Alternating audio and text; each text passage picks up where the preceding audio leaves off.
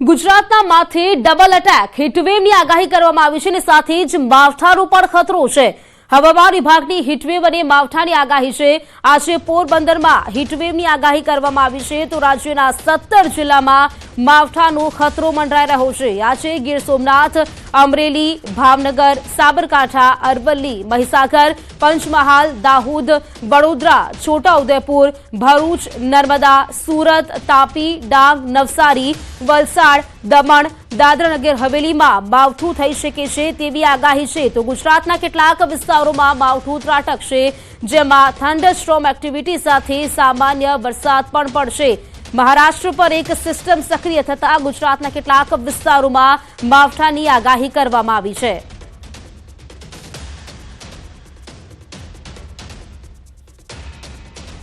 તો આજે કેટલાક જિલ્લાઓ છે જ્યાં માવઠાની આગાહી કરવામાં આવી છે। આજે ક્યાં ક્યાં માવઠું થઈ શકે છે તેની વાત કરીએ તો આ તરફ ગીર સોમનાથ છે, અમરેલી છે, ભાવનગર, ભરૂચ, સુરત, નવસારી, તાપી, ડાંગ, એટલે કે વાત કરીએ કે લગભગ જે મધ્ય ગુજરાત છે તે પણ આવરી લેવાયું છે, દક્ષિણ ગુજરાત પણ આવરી લેવાયું છે। આ જે જિલ્લાઓ છે તે આજે માવઠુંની સાથે જે આગાહી કરવામાં આવી છે। સાથે જ વાત કરીએ સાબરકાંઠા છે, અરવલ્લી છે, મહીસાગર, દાહોદ, પંચમહાલ, અહીં વાત કરીએ તો ઉપરના જે જિલ્લાઓ છે ત્યાં પણ વરસાદ પડી શકે છે। માવઠાની આગાહી કરવામાં આવી છે।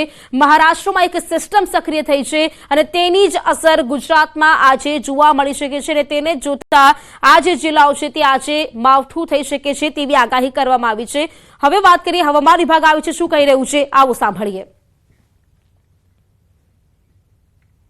सारे गुजरात की दक्षिण गुजरात क्षेत्रों में सारे डिस्ट्रिक्ट आ रहा है और जो नॉर्थ गुजरात रीजन में माहीसागर,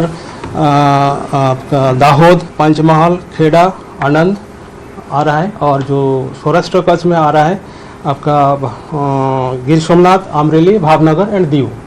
और सेकेंड डे में भी rain thunder storm with thunder shower का पूर्वानुमान आइसोलेटेड जगह में दिया गया है। તો મોરબીની જીવાદોરી સમાન મહાકાય મચ્છુ 2 ડેમ રિપેરિંગ માટે ખાલી કરવામાં આવશે। આજથી તબક્કાવાર ડેમ ખાલી કરવાની શરૂઆત કરાશે। આજે બપોરે 4 વાગે 2 દરવાજા 2 ફૂટ ખોલી 1300 ક્યુસેક પાણી છોડવામાં આવશે। બાદમાં તબક્કાવાર વધારીને 3500 ક્યુસેક પ્રવાહથી પાણી છોડવામાં આવશે। મોરબી તાલુકાના 20 અને માળિયા તાલુકાના 9 ગામોને એલર્ટ આપવામાં આવ્યું છે।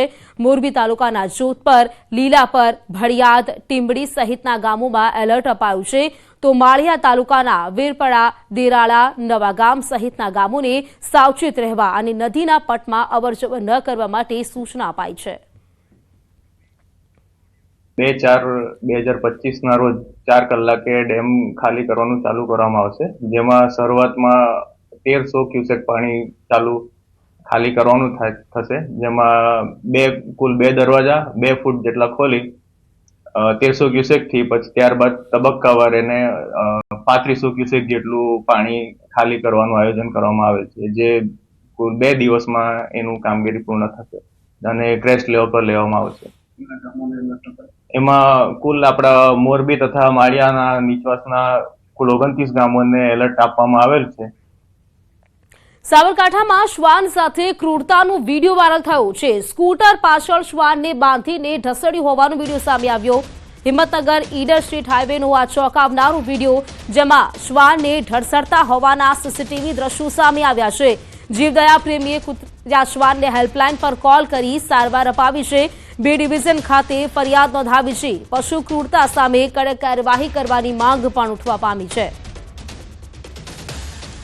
તો સ્કૂટર પાછળ બાંધીને આ શ્વાનને ઢસડ્યો છે, જેનો વિડીયો હાલ સામે આવ્યો છે। શ્વાન સાથે ક્રૂરતા કરવામાં આવી હોય તેવો વિડીયો સામે આવ્યો છે। આપ દ્રશ્યોમાં જોઈ શકો છો કે આ શ્વાનને સ્કૂટર પાછળ બાંધવામાં આવ્યો છે અને 2 લોકો આ સ્કૂટર પર બેઠા છે અને શ્વાનને ત્યાંથી ઢસડવામાં આવી રહ્યો છે।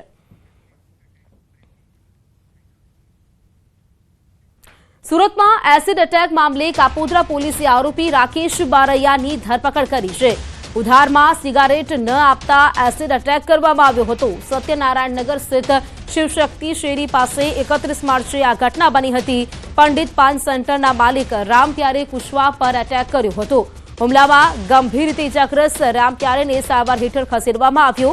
આરોપી હીરાના કારખાનામાં રત્ન કલાકાર તરીકે કામ કરતો હોવાનું સામે આવ્યું છે। આરોપી સામે અગાઉ પણ પ્રોહિબિશન સહિત 5 જેટલા ગુના નોંધાયા હોવાનું ખુલ્યું।